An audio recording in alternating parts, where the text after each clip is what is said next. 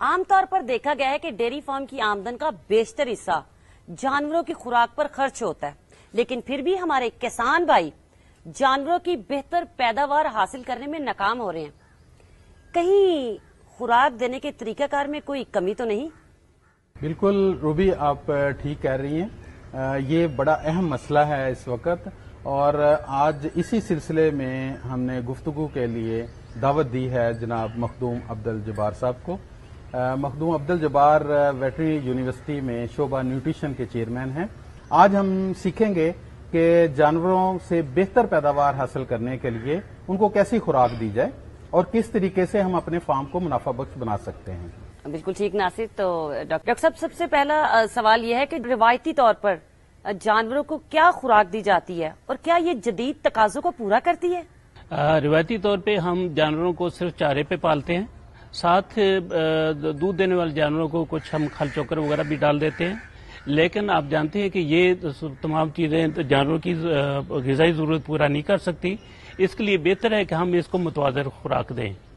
Doctor صاحب، ہمارے ناظرین کو یہ بتائیں کہ یہ متوازن خوراک سے آپ کی کیا مراد ہے؟ متوازن خوراک سے مراد یہ ہے کہ اس میں ضروری چیزیں ایک خاص تناسب سے شامل کی گئی ہوں۔ اس میں جانوروں کی خوراک میں ہمیں پروٹین، لحمیات یعنی انرجی اور نمکیات کی ضرورت ہوتی ہے۔ پروٹین ہم عام طور پر کھلوں وغیرہ سے حاصل کرتے ہیں، جبکہ انرجی شیرہ اور اناج یعنی دانوں وغیرہ سے لیتے ہیں، اور نمکیات کے لیے ہم 10-12 قسم کے نمکیات کو ملا کے ایک نمکیاتی میدہ بناتے ہیں۔ ان خاص سبھی چیزوں کو ایک خاص نسبت سے ملا کے ہم جانور کو ڈالتے ہیں۔ اچھا ڈاکٹر صاحب، دودھ دینے والے جانوروں کو کیا خوراک دینی چاہیے؟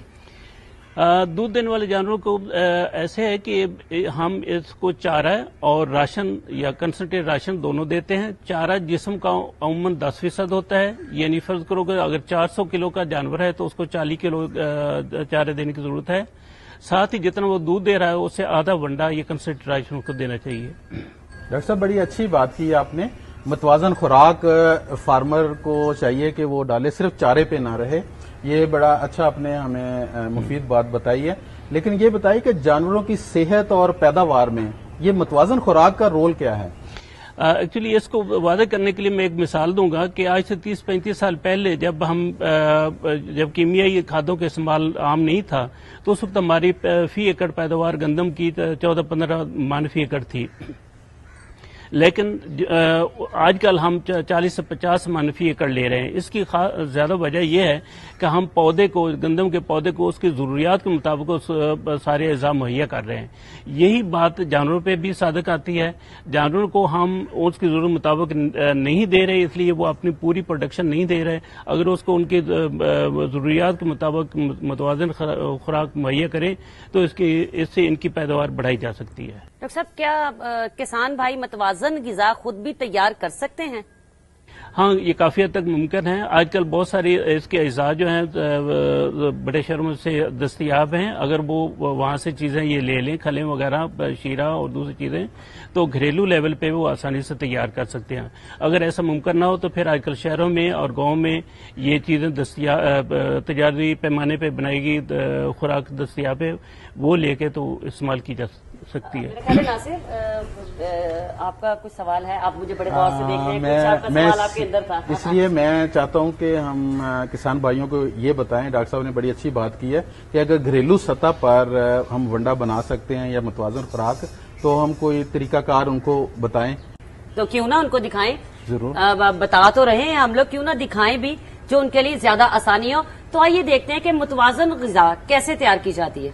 غذائی اجزاء: کھل توریا، سن فلاور میل، کھل بنولا، 30% میز گلوٹن، مکئی، 60% میز گلوٹن، کنولا میل، چوکر، منرل مکسچر، کیلشیم کاربونیٹ، نمک، آپٹیجن، میگالیک، سوڈیم بائیکاربونیٹ، میٹھا سوڈا، شیرہ۔ ان تمام اجزاء کو ایک خاص تناسب سے ملا کر مشینوں کے ذریعے اس طرح مکس کیا جاتا ہے کہ تمام اجزاء یکجان آمیزی کی صورت اختیار کر لیتے ہیں۔ پھر اس مکسچر کو بوریوں میں بھرا جاتا ہے۔ وزن کرنے کے بعد اس کو سلائی کر دیا جاتا ہے۔ ہم اس تیار کردہ خوراک کو جانوروں کو فوری طور پر بھی کھلا سکتے ہیں یا आइंदा औकात के लिए महफूज भी कर सकते हैं। याद रखें, मुख्तलिफ अज्जा से मिलाकर बनाया गया ये वंडा जानवरों की अच्छी सेहत और ज्यादा पैदावार का जामिन है। लिहाजा अपने डेयरी फार्म को मुनाफा बख्श बनाने के लिए सब्ज चारे के साथ हमेशा खल की बजाय वंडे का इस्तेमाल करें। नाजरीन, अभी आपने देखा कि हम मतवाजन खुराक कैसे तैयार कर सकते हैं।